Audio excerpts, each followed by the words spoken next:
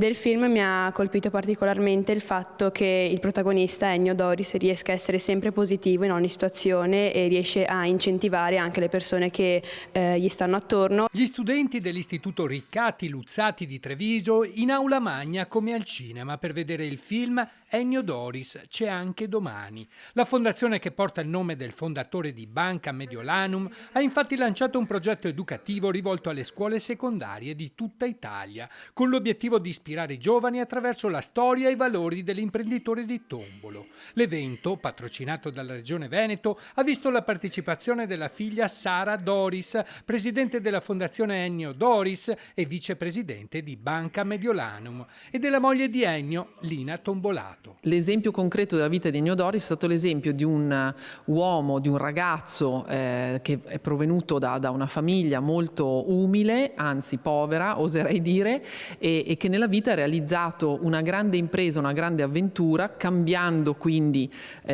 con i tempi che cambiavano, ma rimanendo sempre fedeli a quei valori della propria terra, della propria famiglia, ciò che aveva imparato in casa. Il progetto è stato presentato proprio a Riccati Luzzati di Treviso, la scuola frequentata dallo stesso fondatore di Banca Mediolanum. Vedere i registri di classe con il suo nome, poterli proprio toccare, mi ha dato una fortissima emozione, perché rappresentano quel Ennio che io non avevo conosciuto, l'Ennio ragazzo, io ho conosciuto l'uomo adulto, per cui bellissimo. E aveva dei voti eccellenti.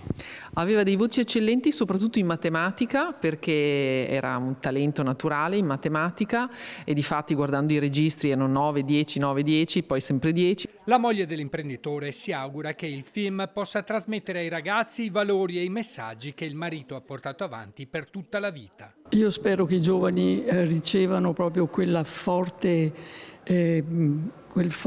entusiasmo, quel credere nei propri sogni, perché è quello che io desidero che passino, perché si può sognare, si può realizzare il sogno. La parte secondo me più bella e la parte che si sente molto di più nel film, che secondo me ha colpito tutti, è stata la famiglia. Ennio si vede che è molto legato alla sua famiglia e che probabilmente è ciò che lo spinge a fare il suo lavoro nel modo in cui lo fa.